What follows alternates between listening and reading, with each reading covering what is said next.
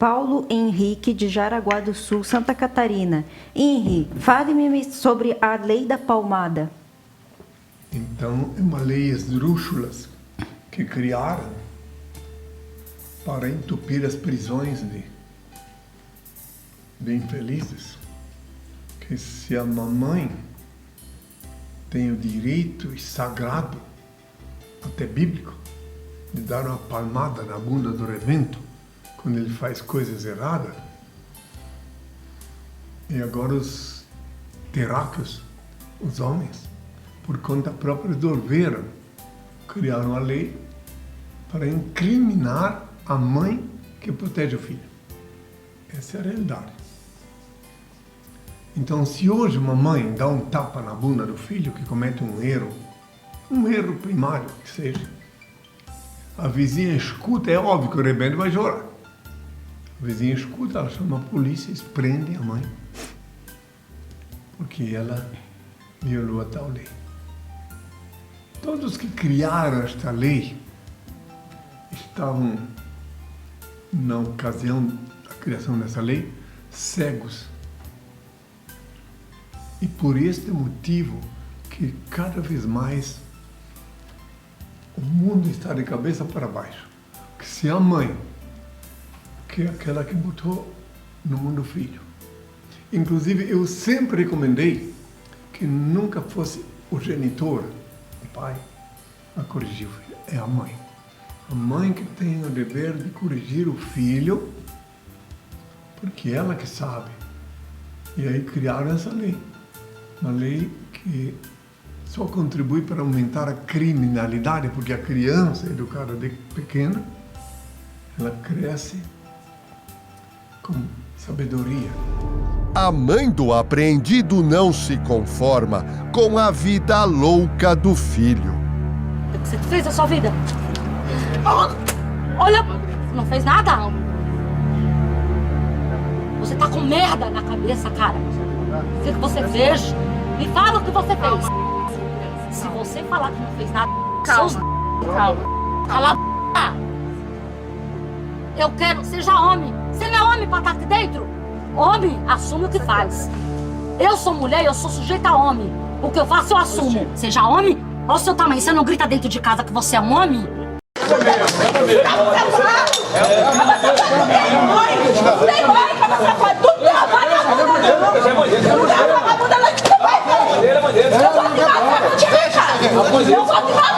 Muito bem.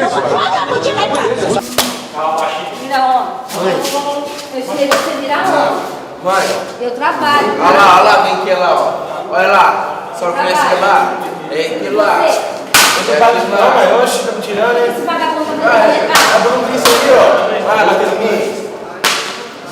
Os dois é maior. Mete a caneta, sem dó. Deixa preso, porque os dois é maior. Aquele Eu sei o caso, eu sei muitos casos, mas vou citar um caso emblemático de uma menina de 2 anos e pouco, que ela, visitando parentes, amigos, com a mamãe, voltou para casa com um objeto que não era dela, um brinquedo. Mamãe perguntou a ela, quem te deu isso aqui? Ah, peguei lá. Enfim, ela contou que pegou lá onde ela estava. Daí a mamãe deu umas boas palmadas nela e ela devolveu. E ela disse para mim, essa menina, hoje adulta, já com mais de 30 anos, que depois disso ela nunca mais, por conta daquelas palmadas, ela nunca mais pegou nada de ninguém sem pedir autorização. Sem querer. Mas isso aí é muito. E na Bíblia, claro, a Bíblia, eu continuo dizendo que é um livro de letras mortas, repleta de fábulas, lendas, parábolas, metáforas e até charadas, que só com a anuência do Altíssimo alguém pode, com a participação, com a inspiração, compreender o conteúdo da Bíblia. Mas ela é sagrada. E lá na Bíblia está escrito que a mãe, a varinha da disciplina, espanta o demônio que faz a loucura no menino. Fala no menino, mas vocês todos sabem que se considera menino e menino uma coisa só, sem ser sexo. a disciplina. Então, vi N casos e cansei de ver, quer dizer, não cansei não, gostei de ver quantos marmanjos com 40, 50 anos, contando suas vezes que levaram as boas palmadas, que agradecem a mamãe, que disciplinou eles para ser fortes e erguidos na idade adulta. Nos longos anos de vida pública que eu tenho, 50 e poucos anos, 40 de quem sou, no tempo de consultor metafísico, mas foi muitas vezes, muitas pessoas que me relataram que se não tivesse as palmadas, a disciplina, seriam delinquentes.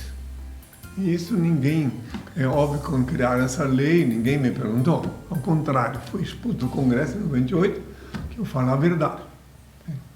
Então, respondendo essa pergunta, que certamente ele está fazendo essa pergunta porque ele precisava levar umas boas palmadas e não levou. Ou levou e está agradecido. Que não via ter nenhum homem sério, equilibrado, educado, reclamar de ter tido uma correção disciplinar maternal. Agora, eu recomendo que seja sempre a mãe a disciplinar o filho, porque o homem, porque ela que o primeiro rosto que a criança viu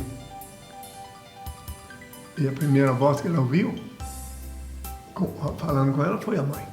Então a missão da mãe da genitora é muito importante. Na atual conjuntura, ainda respondendo essa pergunta, na atual conjuntura, estamos vivendo aquele momento que eu falei há 2000 anos, quando eu caminhava em direção ao Calvário, que eu disse: mulheres de Jerusalém, não chorem por mim, guardai vossas lágrimas para os vossos filhos, porque chegará o dia em que bem-aventurados serão as esteris, ai das grávidas, ai das que amamentarem naqueles dias, que são esses dias agora, que eu vejo com grande pesar, mãe afogando feto dentro do sanitário, outra jogando no lago, vejo pela mídia, outra asfixiando com travesseiro, também sei de uma. Assim, estamos vivendo um tempo do caos, que eu previ há 2000 anos. Que eu disse que quando eu voltasse, só por isso, aí que eu só voltei nesses tempos, não que eu vim trazer essas horrorosas notícias, e sim porque eu vim aqui para dar uma alternativa, uma possibilidade, uma opção aos filhos de Deus, aqueles que têm olhos para ver e ouvidos para ouvir.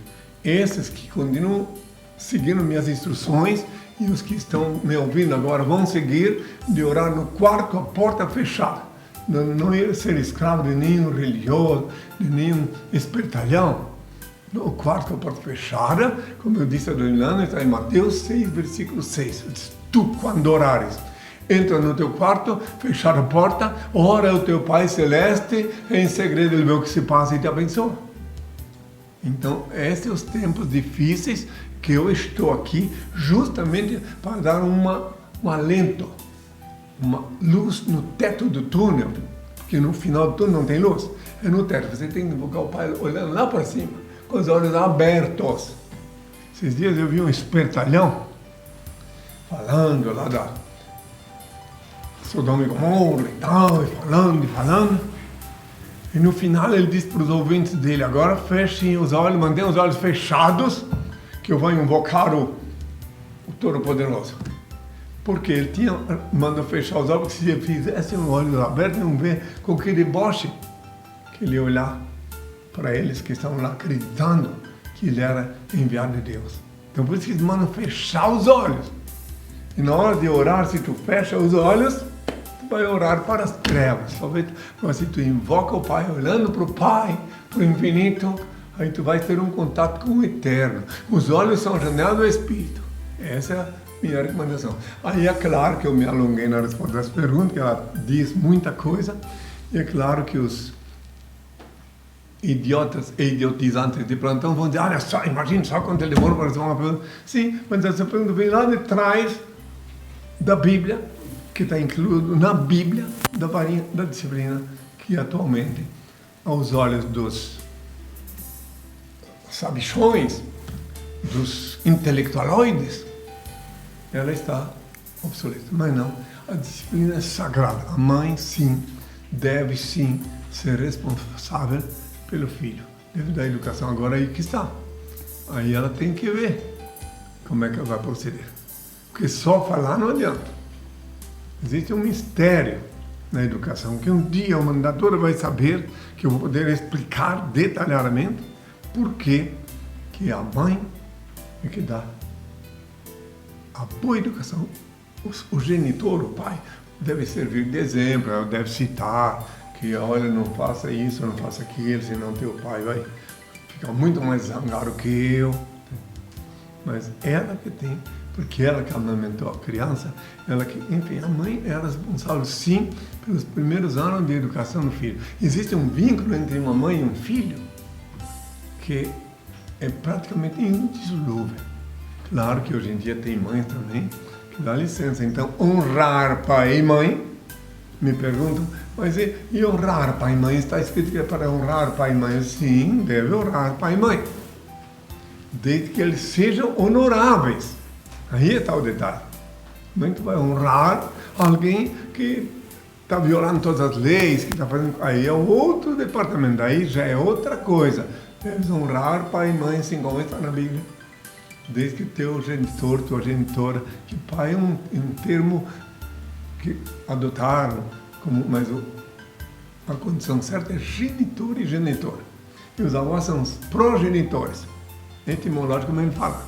Então, honrar pai e mãe, sim, desde que eles sejam honoráveis. Por exemplo, se teu papai e tua mamãe têm vícios, estão começando a cometer crimes, daí tu, para honrar ele, tu tem que seguir as pegadas dele. Daí tu tem que começar a pedir ao pai, no quarto com a porta fechada, uma orientação, uma bênção, para tu começar uma nova vida. Que tenham todos a minha paz. Leia o livro Despertador Explosivo, volumes 1 e 2. Conheça a história real e os transcendentais ensinamentos de Henri Cristo. Este livro desperta as consciências, explode as viseiras e os dogmáticos cadeados do raciocínio. Ele é um mudo que fala, um cego que guia, um surdo que responde, um morto que vive e ensina a viver. O livro Despertador Explosivo é a chave do reino de Deus. Está disponível para download graciosamente em nossos sites oficiais, henricristo.org.br ou henricristo.net. Acesse! Henri Cristo, todo olho verá.